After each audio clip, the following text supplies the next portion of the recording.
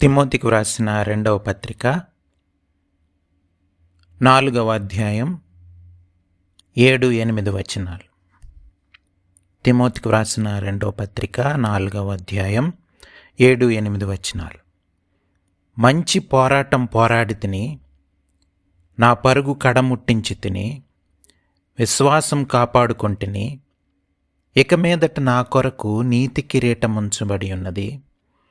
ఆ దినమందు నీతిగల న్యాయాధిపతి అయిన ప్రభువు అది నాకు మాత్రమే కాకుండా తన ప్రత్యక్షతను అపేక్షించి వారికి అందరికీ అనుగ్రహించును. ప్రార్థన చేసుకుందాం. ప్రేమ కలిగిన మా పరలోకపు తండ్రి, మీ ఘనమైన అతి పరిశుద్ధమైన నామానికి వందనాలు, స్తోత్రాలు ప్రభువా. ఉదయకాల సమయంలో మీ సన్నిధికి చేరి మిమ్మల్ని స్తుతించి ఆరాధించడానికి, అలాగే ప్రభువా సమయంలో వాక్యపు వెలుగులో మమ్మల్ని మేము పరిశీలించుకోవడానికి ప్రభువా దయచేసిన మరొక గొప్ప అవకాశాన్ని బట్టి మిమ్మల్ని స్తుతిస్తూ మిమ్మల్ని ఆరాధిస్తూ కనపరుస్తూ ఉన్నాం తండ్రి. ఈ సమయంలో ప్రభువా మాతో మాట్లాడమని, వినిగ్రహించి లోబడ్డానికి కావలసిన విశ్వాసం, ధైర్యం దయచేయమని ప్రాధేయపడతా ఉన్నాం తండ్రి. మీరే మాట్లాడండి ప్రభువా నాయన. మనుషుల మాటల వలన ఏమీ ఉపయోగం లేదని నమ్మి ఒప్పుకుంటున్నాం తండ్రి. మీ కృప చూపించండి, మీ స్వరం వినగలగడానికి సహాయం దయచేయమని, ప్రతి అంధకార శక్తిని, ఆటంకాన్ని దూరపరచమని, మా మనస్సులను ప్రభువా నాయన, మా యొక్క శరీరాలని ప్రభువా మీకు సమర్పించి ప్రభువా నాయన ఏకాగ్రతతో వాక్యాన్ని విని అర్థం చేసుకొని లోబడ్డానికి కృప చూపించండి. మా జీవితాల్లో ఈ వాక్యం యొక్క ప్రభావం, మార్పు ప్రభువా నాయన జరగడానికి సహాయం దయచేయమని ప్రాధేయపడతా ఉన్నాం. వాక్యం ద్వారా ప్రభువా నాయన మా జీవితాలు ప్రభువా రూపాంతరం చెందబడ్డానికి, మా మనస్సులు మార్చబడ్డానికి కృప చూపించండి. ప్రతి ఒక్కరిని జ్ఞాపకం చేసుకోమని, దీవించమని, మీ దీవెనల ఆశీర్వాదాలు దయచేయమని ప్రాధేయపడతా ఉన్నాం. ప్రభువా మిమ్మల్ని స్తుతిస్తూ మిమ్మల్ని ఆరాధిస్తూ కనపరుస్తూ ఉన్నాం. మరొకసారి ప్రభువా నాయన ఘనత, మహిమ, ప్రభావాలు మీకే ఆరోపిస్తూ యేసు ప్రభువారి అతి పరిశుద్ధమైన నామంలో ప్రార్థన అడిగి వేడుకొంచున్నాం తండ్రి, ఆమెన్. ఒక యవనస్తుడికి ఒక మ్యారేజ్ ప్రపోజల్ వచ్చిందంట. అంటే వివాహానికి సంబంధించి అబ్బాయి వెతుకుతూ ఉన్నప్పుడు ఒక అమ్మాయికి సంబంధించిన ప్రపోజల్ వస్తే ఆ అబ్బాయికి ఆ యొక్క ఫోటోగ్రాఫ్ చూపించారు. ఆ అమ్మాయి యొక్క ఫోటో చూపిస్తే అబ్బాయి బైబిల్ చదువుకునే అబ్బాయే, అంటే క్రైస్తవ కుటుంబానికి చెందిన అబ్బాయే, విశ్వాసిగా జీవిస్తున్నాడు. అయితే అబ్బాయికి అమ్మాయి నచ్చలేదు. ఆ అమ్మాయి పేరు గ్రేస్. అయితే ఎలాగా అబ్బాయికి నచ్చట్లేదు, ఆ అమ్మాయి నచ్చట్లేదు. వాళ్ళ తల్లిదండ్రులేమో అమ్మాయి చాలా భక్తిపరురాలు, నువ్వు మంచిది, నీకు ఆలోచించుకో అని చెప్తున్నారు. కానీ అబ్బాయి ఎలా చెప్పాలో అర్థం కాక ఆలోచిస్తున్నాడు. అబ్బాయికి నచ్చట్లేదు అమ్మాయి. అబ్బాయి ఒకరోజు బైబిల్ చదువుకుంటూ ఉంటే కొరింథీయులకు రాసిన పత్రిక 2వ పత్రిక 12వ అధ్యాయం 9వ వచనం చదువుతున్నాడంట. అందుకు నా కృప నీకు చాలును, బలహీనత యందు నా శక్తి పరిపూర్ణమగుచున్నదని ఆయన నాతో చెప్పాను. కాగా క్రీస్తు శక్తి నా మీద నిలిచియుండు నిమిత్తం విశేషంగా నా బలహీనత యందే బహు సంతోషంగా అతిశయపడుచున్నాను అన్నమాట కనిపించింది. ఇంగ్లీష్లో అయితే my grace is sufficient for you అని ఉంటుంది కదా. సో ఆ మాట చదివి వాళ్ళ తల్లిదండ్రులతో ఈ విధంగా చెప్తున్నాడంట.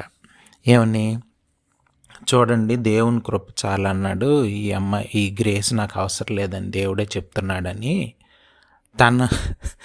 తను సొంతంగా ఇంటర్ప్రిట్ చేసేసుకుంటున్నాడు. సో అంటే వాక్యాన్ని తన ఆలోచనకి అనుగుణంగా మార్చేసుకుంటున్నాడు. అంటే ఆలోచన విధానం అన్నది సరిగ్గా లేదు. అఫ్కోర్స్ బైబిల్ చదువుకుంటున్నాడు, ప్రార్థన చేసుకుంటున్నాడు, కానీ ఆలోచన దేవునికి అనుగుణంగా నేను మార్చుకోవాలి అనుకోవట్లేదు. ఆ వాక్యాన్ని తనకు అనుగుణంగా మార్చేసుకుంటున్నాడు. అంటే సరదాకి ఒక ఆయన అర్థం చేసుకుంటారని ఇల్లస్ట్రేషన్ చెప్పారు. సో మనం అర్థం చేసుకోవాల్సింది ఏంటంటే, ఆలోచన తీరు మన క్రైస్తవుని యొక్క ఆలోచన తీరు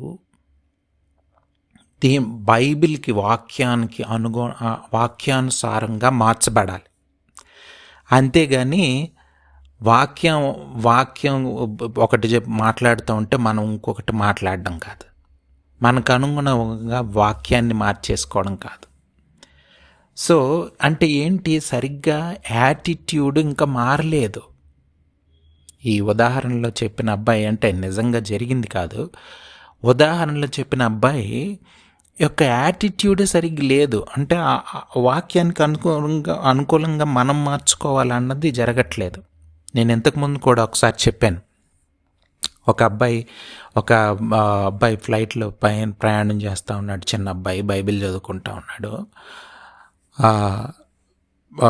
బైబిల్ చదువుకుంటా ఉంటే పక్కన ఇంకొక ఆయన చూసి బైబిల్ చదువుకుంటున్నావా అని అడిగారంట.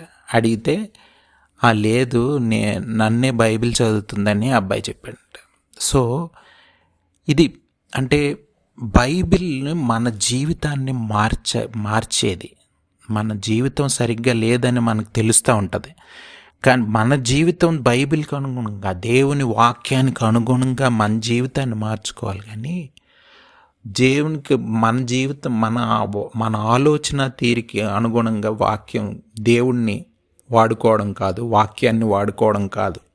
ఇది మనం ఉదయకాల సమయంలో అర్థం చేసుకోవాలి. మనం ఇక రోమీలకు రాసిన పత్రికలో దీని గురించి క్లియర్గా మనకి తెలుస్తూ ఉంటుంది. రోమీలకు రాసిన పత్రిక 12వ అధ్యాయం 2 వచనాలు నేను చదువుతున్నాను చూడండి. 12వ అధ్యాయం 1వ వచనం, 2వ వచనం, ముఖ్యంగా 2వ వచనం చదువుతున్నాను. మీరు ఈ లోక మర్యాదను అనుసరింపక ఉత్తమమును అనుకూలమును సంపూర్ణమునై ఉన్న దేవుని చిత్తమేదో పరీక్షించి తెలుసుకున్నట్లు మీ మనస్సు మారి నూతన మొగుట వలన రూపాంతరం పొందుడి. చూసారా, లోకంలో ఒక రకమైన మర్యాద, అంటే ఒక ప్యాటర్న్ ఉంటుంది, ఒక ఆలోచన తీరు ఉంటుంది, ఒక నడవడిక ఉంటుంది లోకంలో. అది సరైంది కాదు. బైబిల్కి అనుగుణంగా ఉండవు ఏవీను. దేవుని ఆలోచన విధానానికి అనుగుణంగా ఈ లోకానుసారమైన పద్ధతులు ఉండవు. లోకం ఏం చేస్తూ ఉంటుందంటే, సొంతంగా లోకంలో ఉన్న ఆలోచన తీరు ఎలాగ ఉంటుందంటే, దేవుని మీద ఆధారపడకుండా సొంతంగా ఎవరి ఆలోచన తీరు మీద, ఎవరి వాటి మీద ఆధారపడాలని ఆధారపడి బ్రతకాలని ఆలోచిస్తూ ఉంటారు. బైబిల్ వాక్యం యేసు ప్రభు వారు కూడా ఈ మాటని ద్వితీయోపదేశ కాండంలో ఉన్న మాటను మాట్లాడారు. మనిషి కేవలం రొట్టె వలన మాత్రమే జీవించడు.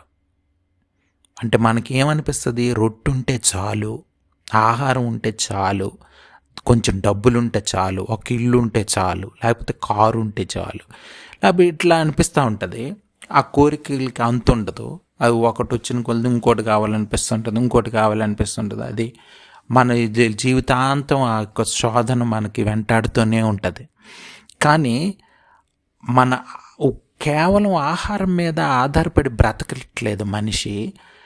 దేవుడు ఉన్నాడు, దేవుడు బ్రతికిస్తున్నాడు, దేవుని వల్లే నేను కష్టపడగలుగుతున్నాను, దేవుని వల్లే నేను ఉంటున్నాను అన్నది అర్థం చేసుకొని దేవుని మీద ఆధారపడి బ్రతికే బ్రతుకు క్రైస్తవ జీవితం చూపిస్తున్నప్పుడు, యేసు ప్రభు వారు జీవించిన జీవన విధానం, శిష్యులు జీవించిన జీవన విధానం మనకు కనబడుతున్నప్పుడు, మనం వాటి చేత ఆకర్షింపబడినప్పుడు, పరిశుద్ధాత్మ దేవుడు మనతో మాట్లాడినప్పుడు, ఈ పాపపు జీవితం, లోకానుసారమైన జీవితం, ఇది చాలా భయంకరమైన జీవితం, వీటి నుంచి బయటపడాలన్నది మనం అర్థం చేసుకొని మన ఆలోచన తీరుని మార్చుకోవడానికి ఇష్టపడాలి. ఫస్ట్ ఆఫ్ ఆల్ అంటే ఎవరైతే యేసు ప్రభు అని నమ్ముకున్నారో వెంటనే క్రైస్తవ జీవితం ఏమో అర్థమైపోదు, వెంటనే తెలిసిపోదు, అప్పుడు ప్రారంభం అవుతుంది. చూడండి, మనం చాలాసార్లు చెప్పుకుంటాం, ఒకళ్ళిద్దరికి వివాహం అయిందనుకోండి, వివాహం అయిపోగానే అయిపోలేదు జీవితం కదా. వైవాహిక జీవితం అనేది ఆ రోజు ప్రారంభమైంది అంతే. వివాహం అయిన రోజు వాళ్ళిద్దరి యొక్క వైవాహిక జీవితం ఆ రోజు ప్రారంభమైంది అంతే. కానీ కొనసాగింపు, ఒకళ్ళని అర్థం చేసుకోవడం, ఒకళ్ళ బ్యాక్గ్రౌండ్ ఒకళ్ళు అర్థం చేసుకొని ఇద్దరు కలిసి ఎట్లా ప్రయాణం చేయాలన్నది ఆలోచనలు మార్చుకోవడం, మన ఇద్దరం కలిసి దేవుణ్ణి స్తుతించాలి, దేవుణ్ణి ఆరాధించాలని ఓ క్రైస్తవ కుటుంబం అయితే, లేకపోతే ఇలాగ క్రైస్తవ విలువలు తెలిసిన వాళ్ళైతే అర్థం చేసుకొని మార్చుకుంటూ, ఎవరికి వాళ్ళు మార్చుకుంటూ, వాక్యానుసారంగా మార్చుకుంటూ, ఒకరికొకరు అర్థం చేసుకొని దేవునికి లోబడుతూ, దేవుణ్ణి ప్రేమిస్తూ, ఒకరికొకరు ప్రేమించుకుంటూ సాగించే జీవితం క్రైస్తవ జీవితం. అది గొప్ప దేవుని మీద ఆధారపడి బ్రతికే జీవితం, వాక్యానుసారంగా జీవించే జీవితం. ఇటువంటి పరిశుద్ధాత్మ దేవుని యొక్క నడిపింపు దొరికే జీవితం, పరిశుద్ధాత్మ దేవుని యొక్క దీవెనలు, తండ్రి యొక్క దీవెనలు, కుమారుని యొక్క దీవెనలు వాళ్ళ మీద మెండుగా ఉండి ఆ విధంగా సాగించే జీవితం క్రైస్తవ జీవితం అనేది. సో వైవాహిక జీవితం అనేది పెళ్లి రోజు అయిపోలేదు. అలాగే మారు మనస్సు అన్నది, రక్షణ పొందిన రోజుతో అయిపోలేదు. రక్షణ అన్నది కొనసాగించబడతా ఉంటుంది. నిజమైన రక్షణ అన్నది యేసు ప్రభు వారి 2వ రాకడలో ప్రతి ఒక్కళ్ళకి సంపూర్ణంగా దొరుకుతుంది. అప్పుడు దాని యొక్క ముగింపు దొరుకుతుంది. రక్షణ అనేది ప్రారంభం మారు మనసు పొందిన రోజు నుంచి మనం ఈ యొక్క యేసు ప్రభు వారి మీద నమ్మకం ఉంచి, విశ్వాసం ఉంచి ప్రారంభించిన రోజు నుంచి ప్రారంభమవుతుంది. ఇశ్రాయేలీయులు కూడా ఐగుప్తు నుంచి విడిపించబడ్డారు, ఆ యొక్క ఐగుప్తు బానిసత్వం నుంచి విడిపించబడ్డారు. కానీ ఆ రోజు అయిపోలేదు జీవితం. ఈజిప్ట్ నుంచి బయటకు వచ్చిన రోజు వాళ్ళ జీవితం అయిపోలేదు. రక్షణ అన్నది అప్పుడే అయిపోలేదు, ముగింపుకు రాలేదు. వాళ్ళ ప్రయాణం అంతా అయింది. వాళ్ళ అవిశ్వాసం వలన ఆ అరణ్యంలో అనేక సంవత్సరాలు ప్రయాణం చేయాల్సి వచ్చింది. వాటన్నిటి నుంచి మనం పాఠాలు నేర్చుకోవడానికి అవన్నీ బైబిల్ గ్రంథంలో ఉన్నాయి. అంటే క్రైస్తవ ప్రయాణం అనేది చాలా ప్రాముఖ్యమైనది. మనం విశ్వాసం కాపాడుకోవడం అన్నదే చాలా ప్రాముఖ్యమైంది. దానికి మన మనస్సు రూపాంతరం చెందబడ్డం అన్నది చాలా ప్రాముఖ్యమైనది. ఈ విశ్వాసాన్ని కాపాడుకోండి. చూడండి, ఆ యొక్క తిమోతికి రాసిన 2వ పత్రిక 4వ అధ్యాయం 7వ వచనం మనం చదివాం. విశ్వాసాన్ని నేను కాపాడుకున్న పౌలు భక్తుడు చివరి దినాల్లో చెప్తున్న మాటలు ఇవి. ఇంకా ఆయన చివరి దినాల్లో ఇంకా ఆయన ఈ లోకంలో ముగింపుకు వచ్చేసింది నా జీవితం అని ఆయనకు అర్థమైపోతున్న సమయంలో ఆయన చెప్తున్న మాటలు చాలా ప్రాముఖ్యమైన మాటలు. చాలాసార్లు మనకి ఏమనిపిస్తుంది అంటే క్రైస్తవ జీవితం, లేకపోతే సేవకులు అనేవాళ్ళు, మినిస్ట్రీలో ఉన్నవాళ్ళు, లేకపోతే చాలామంది అనుకునేది ఏంటంటే ఎక్కువ పరిచర్య చేయాలి, ఎక్కువ ప్రోగ్రామ్స్ చేయాలి, లేకపోతే ఎక్కువ మందిని చేర్చుకోవాలి, లేకపోతే ఎక్కువ మందిని రీచ్ అయిపోవాలి. ఇలాంటి టార్గెట్స్ లేకపోతే ఇలాంటివి ఉంటాయి. ఒక భక్తుడు ఏం చెప్తున్నాడంటే ఆయన జీవితంలో ఆయన అర్థం చేసుకున్నది, వాక్యంతో సరిపోల్చుకుంటూ ఆయన అర్థం చేసుకున్నది ఏంటంటే, చాలామంది ఉత్తర భారతదేశానికి వెళ్ళి పరిచర్య చేస్తున్న వాళ్ళలో ఆయన చెప్తున్న మాట, ఆయన అనుభవంలో, ఆయన చూసిన అనుభవంలో చెప్తున్న మాట, ఉత్తర భారతదేశానికి వెళ్ళి పరిచర్య చేస్తూ, అంటే ఉత్తర భారతదేశంలో చాలామందికి వాక్యం తెలియదు, చాలామందికి రక్షణ గురించి తెలియదు, యేసు ప్రభు వారి గురించి తెలియదు అని వాళ్ళు ఛాలెంజ్ చేయబడినప్పుడు, వాళ్ళకు అటువంటి మాటలు విన్నప్పుడు అక్కడికి వెళ్ళిపోయి వాక్యం పరిచర్య చేయాలని వెళ్ళిపోయిన వాళ్ళు, దేవుని చిత్తం కాకుండా వెళ్ళిపోయిన వాళ్ళు అనేక మంది ఉన్నారని చెప్తున్నాడు ఆయన.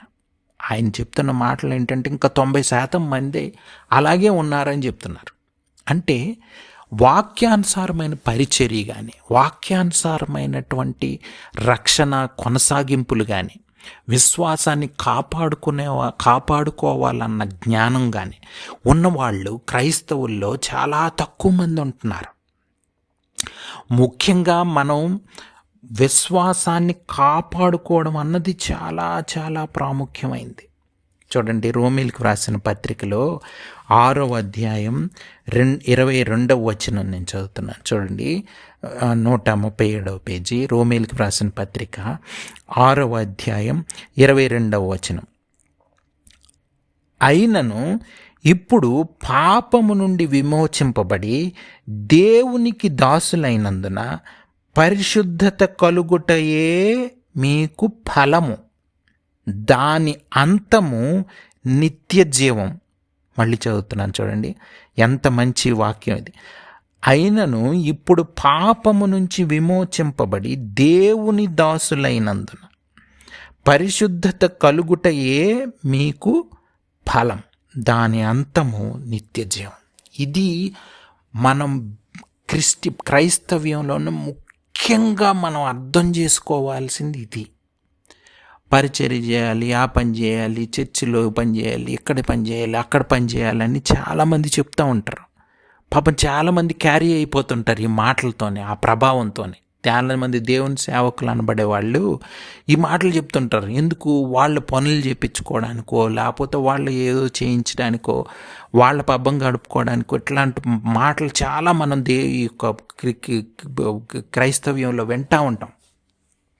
కానీ బైబిల్ గ్రంథం అలాంటివి ఏం చెప్పట్లేదు. చూడండి, కోర్స్ పరిచర్య చేయడం అంటే దేవుని సేవకులకి సాయం చేయడం, పరిచర్యలో సాయం చేయడం తప్పనట్లేదు. కానీ ముఖ్యమైనది అది కాదు. ముఖ్యమైనది నువ్వు చర్చిల్లో చైర్లు వేసావా, లేకపోతే అవి సర్దావా, ఇవి సర్దావా, ఆ ఊరు వెళ్ళావా, ఈ ఊరు వెళ్ళావా, అక్కడ తిరిగావా, ఇక్కడ తిరిగావా. కోర్స్ అవన్నీ మంచివే, కాదంటలే, చెయ్యొచ్చు. కానీ ప్రాముఖ్యమైతే అది కాదు. దేవుని చేత నడిపించ ఇవన్నీ కూడా దేవుని చిత్తం లేకుండా చేసేవాళ్ళు అనేక మంది ఉన్నారు. అనేక మంది భక్తుని చెప్పినట్లు నార్త్ ఇండియాకి వెళ్ళిపోయి పరిచర్య చేసేవాళ్ళు అనేక మంది దేవుని పిలుపు లేకుండా వెళ్ళిపోతున్న వాళ్ళు, దేవుని గైడెన్స్ లేకుండా వెళ్ళిపోతున్న వాళ్ళు. అక్కడికి వెళ్ళి వాళ్ళు డిస్సాటిస్ఫైడ్గా, అయ్యో ఇక్కడ డబ్బులు లేవు, లేకపోతే ఇక్కడ చాలా బాధలు అనుభవిస్తున్నాం అని అందరికి ఉత్తరాలు రాసేసి, లేకపోతే మాకు డబ్బులు ఉంటే పరిచర్య చేస్తాం, ఇప్పుడు మనీ లేదు, చాలా ఈ అవసరత ఉంది, ఆ అవసరత ఉంది అని వాళ్ళది దేవుని దగ్గర కాకుండా, అంటే వాళ్ళు సరైన పిలుపు లేకుండా వెళ్ళిపోవడం వలన, సరైన పిలుపు లేకుండా దేవుని చిత్తం కాకుండా వాళ్ళు వెళ్ళిపోవడం వలన సొంత ఆలోచన విధానం డామినేట్ చేసేసి ఈ లోకానుసారమైన జీవితం మీద కాన్సన్ట్రేషన్ పెరిగిపోయి ఈ లోకానుసారమైన ఈ లోక మర్యాద వచ్చేస్తుంది మనలోకి. ఎందుకంటే బేసిక్గా మనిషి ఈ లోక మర్యాదను అనుసరించి నడుస్తూ ఉంటాడు చిన్నప్పటి నుంచి లోక మర్యాదను అనుసరించి. అంటే లోకానుసారమైన లోక మర్యాద అంటే అర్థం ఏంటంటే లోకానుసారమైన ఆలోచన విధానం. మీరు చూడండి, చాలామంది క్రైస్తవులు పండగలు చేస్తారు, కొన్ని సెంటిమెంట్స్ ఫాలో అవుతూ ఉంటారు, ఆచారాలు ఫాలో అవుతూ ఉంటారు, 40 దినాలు ఉపవాసం అంటారు, లేకపోతే క్రిస్మస్ పండుగ అంటారు, ఈస్టర్ పండుగ అంటారు, గుడ్ ఫ్రైడే అంటారు, అదంటారు, ఇదంటారు, రకరకాల ఆచారాలు పాటిస్తూ ఉంటారు క్రైస్తవుల్లో కూడా. కానీ యేసు ప్రభు వారి లోకానికి వచ్చిందే ఆ ఆచారాల నుంచి, అటువంటి వాటి నుంచి విడిపించడానికని చాలామందికి తెలియదు. యూదులు, పరిసయ్యులు, శాస్త్రులు ఇటువంటి వాళ్ళు కూడా 10వ వంతు ఇస్తున్నాము, లేకపోతే పస్కా పండుగ చేస్తున్నాము, నియమనిష్టలు పాటిస్తున్నాము అని యేసు ప్రభు వారు వచ్చినప్పుడు ఇటువంటి వాళ్ళే ఉన్నారు. యేసు ప్రభు వారు వచ్చిన కాలంలో కూడా పైకి భక్తిపరులాగా చూపించుకునే వాళ్ళు. కానీ అటువంటి వాళ్ళకి యేసు ప్రభు వారు చాలా హెచ్చరికలు ఇచ్చారు. వాళ్ళే యేసు ప్రభు వారికి శత్రువులు అయిపోయారు. వాళ్ళే యేసు ప్రభు వారిని చివరికి సిలువ వేశారు, మరణానికి అప్పగించారు. కేకలు వేసి పిలాతుని వాళ్ళని ఫోర్స్ చేసి యేసుప్రభు వారికి సిలువకు అప్పగించాలని చేసిన వాళ్ళు అటువంటి వాళ్ళే. పరిసయ్యులు, శాస్త్రులు అనే వాళ్ళు బయటికి నీతిమంతులుగా కనిపించేవాళ్ళు, లోపలికి సున్నం వేసిన సమాధులు లాంటి వాళ్ళని యేసుప్రభు వారి మాటల్లో చెప్పారు. సో ఇది కాదు క్రైస్తవ జీవితం అనేది. చాలా మంది పరిచర్యలు, చాలా మినిస్ట్రీస్ ఈ రోజుల్లో వాక్యానుసారంగా లేవు. చాలామంది ఊరకనే ఫండ్ రైజింగ్ కార్యక్రమాలు పెట్టడం, ఇవన్నీ బైబిల్ గ్రంథాల్లో లేవు. ఊరకని దేవుని పరిచర్యకు మీ ఇవ్వకపోతే ఎట్లా అవుతుంది, మీరు ఇవ్వండి, 10వ వంతులు ఇవ్వండి. అసలు నూతన నిబంధనలో 10వ వంతు అన్న కాన్సెప్టే లేదు. ఇది దేవుని కృప మీద ఆధారపడే జీవితం క్రైస్తవ జీవితం. క్రైస్తవ జీవితం అనేది చాలా దేవుని మీద ఆధారపడి దేవుని చేత నడిపించబడేది. దేవుడు ఎంత ప్రేరేపిస్తే అంత మనం దేవునికి ఇవ్వాలి. దేవుడు ఒక్కోసారి 10 రూపాయలు ఇవ్వమనొచ్చు, ఒక్కోసారి 1 కోటి రూపాయలు ఇవ్వమనొచ్చు, ఎంతైనా అవ్వచ్చు. కానీ దేవుని నడిపింపు మీద ఆధారపడి ఉంటుంది. అంతేగాని ఇదేదో లెక్కేసుకొని ప్రతి నెల 10వ వంతు తీసి దేవుడికి ఇచ్చేసి అమ్మయ్య ఇచ్చేసాను అనుకొని సూడో సాటిస్ఫాక్షన్ కాదు క్రైస్తవ జీవితం. ఒక రకమైనటువంటి సూడో సాటిస్ఫాక్షన్ కాదు క్రైస్తవ జీవితం అనేది. మనకు మనమే నీతిమంతులు అనుకునేది కాదు, దేవుడు చేత నీతిమంతులని తీర్చబడేది. చూడండి, పౌలు భక్తుడు ధైర్యంగా నా విశ్వాసాన్ని కాపాడుకున్నాను, దేవుడు నా కోసం నీతి కిరీటం ఇస్తాడు అని చెప్తున్నాడు క్లియర్గా. ఆయనకి ఎట్లా తెలుస్తుంది ఇవన్నీ? ఆయన ఏమి నాకు పరిచర్య కిరీటం ఇస్తాడు, ఆ కిరీటం ఇస్తాడని చెప్పట్లా, నీతి కిరీటం ఇస్తాడని చెప్తున్నాడు. అంటే ఏంటి? దేవుని చేత మనం నీతిమంతులుగా ఆపాదించబడాలి, కానీ మనకు మనమే నీతిమంతులం అనుకోవడం కాదు. నేను ఎంత పరిచర్య, యేసు ప్రభు వారు వచ్చే కాలంలో కూడా మనం చాలాసార్లు గుర్తు చేసుకుంటాం. మత్తయి సువార్త 7వ అధ్యాయంలో 2వ రాకడలో 2 గుంపులు ఉంటారు. వాళ్ళు ఒకళ్ళేమో మేము పరిచర్య చేసాం, దయ్యాలలో కొట్టాం, సువార్తలు ప్రకటించాం అని చెప్పేవాళ్ళు ఉంటారు. ఒకళ్ళేమో కాముగా నిల్చొని ఉంటారు. అంటే ఏంటి? వాళ్ళు చేసే కార్యక్రమాల మీద వాళ్ళే నీతిమంతులు అనుకొని లోక మర్యాదను అనుసరించి జీవించారు. అంటే ఈ లోకానుసారమైన ఆలోచన విధానాన్ని క్రైస్తవ్యంలోకి తీసుకొచ్చేశారు. క్రైస్తవ్యం అనేది లోకానుసారమైన ఆలోచన విధానం మీద ఆధారపడలేదండి. క్రైస్తవ్యం అనేది లోకానుసారమైన ఆలోచన విధానం మీద ఆధారపడలేదు. ఈ రోజుల్లో మీరు చూస్తే సంఘాలు కానీ పరిచర్యలు కానీ లోక మర్యాదలు సంఘాల్లోకి చొచ్చుకుపోయినాయి. అంటే 90% లోకానుసారమైందే. వాక్యం దేవుని మీద ఆధారపడి వాక్య పరిచర్య చేయడానికి నిలవబడే వాళ్ళని పిలిచేవాళ్ళే లేరు. అంటే దేవుని మీద ఆధారపడి ఎవరు వాక్యం చెప్పాలి, దేవుని చిత్తం ఏంటని తెలుసుకొని వాళ్ళని నిలబెట్టి వాక్యం చెప్పించుకునే వాళ్ళు లేరు. చూసుకుంటారు ఎవరిని పిలుద్దాం, ఎవరు ఫేమస్, ఎవరు బాగా పేరు పొందారు, అబ్బా ఈయనైతే బాగా నవ్వించి వాక్యం చెప్తున్నాడు, ఈయన్ని పిలుద్దాం మన సంఘానికి, ఈయనైతే బాగా మంచి మంచి కథలు చెప్తున్నాడు, ఈయన్ని పిలుద్దాం. ఇట్లాంటి ఆలోచన విధానం వచ్చేసింది. ఇంక దేవుని వాక్యం ఎట్లా దొరుకుతుంది? నిజమైన దేవుని వాక్యం దొరికే అవకాశాలు కోల్పోతున్నాం. దేవుని చిత్తం తెలుసుకునే అవకాశం పోతుంది. లెగిస్తే మన మైండ్ అంతా ఈ సోషల్ మీడియాతోని వాటితోని మొబైల్తోని నిండిపోయి ఉంటే దేవుని చిత్తం ఎట్లా తెలుస్తుందండి? ఇంకెప్పుడు మనం ఈ లోకానుసారమైన ఆలోచన తీరు నుంచి బయటపడితే కదా దేవుని చిత్తం తెలుస్తుంది. అదే కదా రోమీయులకు రాసిన పత్రికలో 12వ అధ్యాయం 2వ వచనంలో మనం ఇప్పుడు చదువుకున్నాం. లోక మర్యాదను అనుసరింపక ఫస్ట్ థింగ్ ఆ లోక మర్యాద నుంచి బయటపడిపోవాలి. బయటపడిపోతే అప్పుడు ఉత్తమం ఏదైతే మంచిదో, దేవునికి అనుకూలమో, ఏదైతే పర్ఫెక్ట్ విల్, ఏదైతే దేవుని చిత్తం ఏదైతే ఉందో, ఇది దేవుని చిత్తం అని పరీక్షించి తెలిసిపోతుంది మనకి ఎందుకు దేవుని చిత్తం తెలియట్లేదు తెలుసా? లోక మర్యాద ఫుల్గా చొచ్చుకుపోయింది. దేవుని చూడండి, మ్యారేజ్ చేసుకోవాలనుకోండి, దేవుని మీద ఆధారపడాలి కదా. దేవుని మీద ఆధారపడాలన్నప్పుడు దేవుని చిత్తం తెలియాలి కదా. దేవుని చిత్తం ఎట్లా తెలుస్తుంది? అసలు ఫస్ట్ ఆఫ్ ఆల్ ఈ లోకానుసారం మనం మ్యాచ్లు ఎత్తుక్కునేటప్పుడు ఎట్లా ఎత్తుక్కుంటాం? మన బయోడేటాలు, ప్రొఫైల్స్ అన్నీ బ్రోకర్కి ఇచ్చేస్తాం. ఇచ్చేసి బ్రోకర్కో లేకపోతే ఎవరికో ఎవరైనా చూస్తున్నారంటే, సంబంధాలు చూస్తున్నారంటే వాళ్ళకి తీసుకెళ్ళి ఇచ్చేస్తాం. వాళ్ళ దగ్గర కొన్ని అమ్మాయిల బయోడేటాలు ఉంటాయి. ఆయన ఏం చేస్తాడు? ఆయన ఏం ప్రార్థన చేయడు, ఏం చేయడు. ఆ బయోడేటాలు మీ అబ్బాయి ఎంటెక్, ఈ అమ్మాయి కూడా ఎంటెక్, చూడండి సరిపోద్దేమో అంటాడు. అయిపోయింది. లోక మర్యాదను అనుసరిస్తే దేవుని చిత్తం ఎట్లా తెలుస్తుంది? క్రైస్తవ్యం ఎట్లా తెలుస్తుంది? ఇంకెట్లాంటి క్రైస్తవ కుటుంబాలు తయారవుతాయి? క్రైస్తవ కుటుంబాలు ఎట్లా తయారవుతాయి? నిజమైన విశ్వాసులు ఎక్కడున్నారు? నిజమైన పరిచర్య చేసేవాళ్ళు ఎక్కడున్నారు? నిజమైన పరిచారకులు ఎక్కడున్నారు?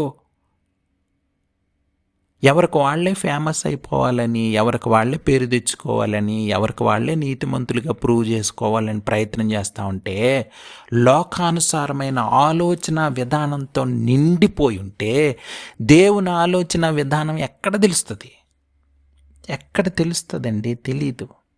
చూడండి, ఆ యొక్క యోహాను సువార్త 6వ అధ్యాయంలో ఒక మాట చదువుతున్నాను. యోహాను సువార్త 6వ అధ్యాయం 29వ వచనం. యోహాను సువార్త 6వ అధ్యాయం 29వ వచనం. యేసు ఆయన పంపిన వాని యందు మీరు విశ్వాసముంచుటయే దేవుని క్రియ అని వారితో చెప్పాను. యేసు ప్రభు వారిని ఏమనగాలంటే, సరే మరి ఏం చేయమంటారు? ఏం పని చేయమంటారు? ఏం పని చేయాల్సిన అవసరం లేదు. ఆ ఊరు వెళ్ళాల్సిన అవసరం లేదు, ఈ ఊరు వెళ్ళాల్సిన అవసరం లేదు, ఇవి చేయాల్సిన అవసరం లేదు, అవి 10వ వంతు కాదు, ఇది కాదు అని చెప్తున్నారు కదా. ఇప్పుడు మరి ఏం చేయమంటారని ఎలాంటి ప్రశ్న యేసు ప్రభు అని అడిగారు. ఆల్మోస్ట్ ఇటువంటి ప్రశ్నే యేసు ప్రభు వారిని అడిగారు. యేసు ప్రభు వారు ఈ లోకంలో క్షయమైపోయే ఆహారం కోసం ప్రయత్నం చేయకండి, అక్షయమైన ఆహారం ఒకటి ఉంది. వాళ్ళు ఏం చేశారంటే ఆహారం కోసం యేసు ప్రభు వారిని వెంబడించడం మొదలెట్టారు. ఎప్పుడైతే యేసు ప్రభు వారు 5,000 మందికి రొట్టెలు ఆ యొక్క చేపలు పంచిపెట్టారో, వాళ్ళందరూ తిని సంతృప్తి పొంది ఇక ఆహారం మనకు లోటు లేకుండా ఏం చేస్తాడు అనుకొని ఆయన్ని వెతుకుతూ, ఆయన వెంట తిరిగితే మనకు ఫుడ్ దొరికేస్తుందని ఆయన్ని వెంటాడుతూ ఉన్నారు అనేక మంది. ఆయన ఏం చేశాడు? చెప్పకుండా కొంతమందికి వెళ్ళిపోయాడు. వీళ్ళ సంగతి తెలిసే వాళ్ళు ఎతుకుతూ ఉన్నారు. లాస్ట్ కనబడితే యేసుప్రభు వారు వాళ్ళతో చెప్పిన మాటలు ఏంటంటే, అక్షయమైన ఆహారం కోసం వెతకండి, క్షయమైన ఆహారం కోసం వెతకండి అని చెప్తే, అయితే వాళ్ళు చూడండి, మేము ఏం చేయాలి? మీరు ఇవన్నీ చెప్తున్నారు కదా, అలాగైతే మేము ఏం పనులు చేయాలి అని అడుగుతున్నారు. చూడండి 28. మేము దేవుని క్రియలు జరిగించుటకు ఏం చేయాలి ఆయన అడుగుతున్నారు. అప్పుడు యేసు ప్రభు వారు చెప్తుంది, ఏం చేయాల్సిన అవసరం లేదు. ఆయన పంపిన వాని యందు మీరు విశ్వాసం ఉంచుటయే దేవుని క్రియ. దేవుని మీద ఆధారపడి బ్రతకడమే, దేవుణ్ణి నమ్మడమే. దేవుని మీద ఆధారపడకుండా, దేవుణ్ణి నమ్మకుండా మన ఇష్టం వచ్చినట్లు లోకానుసారమైన ఆలోచనలతో మన జీవితాలు నడిపించుకుంటే ఇంకెక్కడ క్రైస్తవ జీవితం అండి? ఊరకనే సర్టిఫికెట్లో క్రిస్టియన్స్ అన్నంత మాత్రాన మనం క్రైస్తవులం అయిపోం. పౌలు భక్తుడిని చూడండి, శిష్యులను చూడండి. మీరు అనొచ్చు, పౌలు భక్తుడు ఎంత పరిచర్య చేశాడండి, ఎన్ని ఊర్లు తిరిగాడండి, లేకపోతే బాధలు అనుభవించాడండి. అవన్నీ దేవుని నడిపింపుతో జరిగినవి. ఆయనకి ఎవరు స్పాన్సర్ చేయలేదు, ఆయన ఎవరు పంపించలేదు. ఆయన దేవుడు పంపించిన వ్యక్తి, దేవుని చేత పంపించబడ్డాడు. నిజంగా అటువంటి అపోస్తులు ఎక్కడున్నారు? ఆ విధంగా దేవుని చేత నడిపించబడుతున్న పరిచర్యలు జరగాలి. ఆయన అందుకని ఏమంటున్నాడంటే, చివరికి మాటల్లో ఆ 4వ అధ్యాయం 2 తిమోతి 4:7 ఏమంటున్నాడంటే, విశ్వాసం కాపాడుకున్నాను అంటున్నాడు. ఈ రోజుల్లో చాలామంది పరిచర్యలు చేసేవాళ్ళు విశ్వాసంతో పరిచర్యలు చేయట్లే. ఒకప్పుడు ఎవరైనా దేవునికి పరిచర్యకి డబ్బులు ఇవ్వాలంటే వాళ్ళు విశ్వాసులై ఉండాలి అని చెప్పేవాళ్ళు. మీరు మారు మనసు పొందారా, దేవుని ప్రేరేపణతోనే మనీ ఇస్తున్నారా అని అడిగేవాళ్ళు. ఇప్పుడు అడగట్లే. ఇప్పుడు ఏం చేస్తున్నారు, మీ పరిచర్య ఎట్లా చేస్తున్నాం, టీవీలో ప్రోగ్రాంలు ఇస్తాము, అకౌంట్ నెంబర్ కింద వేసేసి దానికి పంపించేయండి అంటున్నారు. ఎవరు పంపిస్తున్నారో మీకు తెలుసా? ఎవరికి తెలీదు. దేవుడేం అట్లాంటి ఎంకరేజ్ చేసేవాడు కాదు యేసుప్రభు వారు. చూడండి, మోసం అనేది భయంకరంగా విడిగా ఇప్పుడు క్రైస్తవ్యంలో ఉంది. అనేక మంది విశ్వాసులు అనుకుంటున్న వాళ్ళు, అనేక మంది పరిచారకులు అనుకుంటున్న వాళ్ళు ఉన్నారు. నిజమైన పరిచర్య చేసేవాళ్ళు, దేవుని మీద ఆధారపడేవాళ్ళు చాలా చాలా చాలా తక్కువ మంది ఉన్నారు. చాలామంది తక్కువ మంది ఉన్నారు. దేవుని చేత ఆశీర్వబడుతున్న పరిచర్యలు లేవు, అటువంటి ఇవి లేవు. సో కాబట్టి ఈ యొక్క ఉదయకాల సమయంలో మనం జ్ఞాపకం చేసుకోవాల్సింది ఏంటంటే, దేవుని వాక్యానుసారంగా మన పరిచర్యలు ఉండాలి, మన మనస్సాక్షులు ఉండాలి, మన జీవితాలు నడిపించబడాలి. ప్రార్థన చేసుకుందాం. ప్రేమ కలిగిన మా పరలోకపు తండ్రి, మీ ఘనమైన నామానికి వందనాలు ప్రభువా. ఉదయకాల సమయంలో మాతో మాట్లాడినందుకు మిమ్మల్ని స్తుతిస్తూ ఆరాధిస్తూ ఉన్నాం. మా జీవితాలు, మా ఆలోచన విధానాలు మార్చుకోవడానికి, ఇష్టపడడానికి సహాయం దయచేయమని, వాక్యాన్ని భద్రపరచమని, విన్న ప్రతి ఒక్కరిని దీవించి వాక్యం ప్రభావం వాళ్ళ జీవితాల్లో చూడడానికి కృప చూపించమని, అంధకార శక్తిని లయపరచమని యేసు ప్రభువారి అతి పరిశుద్ధమైన నామంలో ప్రార్థన అడిగి వేడుకొంచున్నాం తండ్రి. ఆమెన్.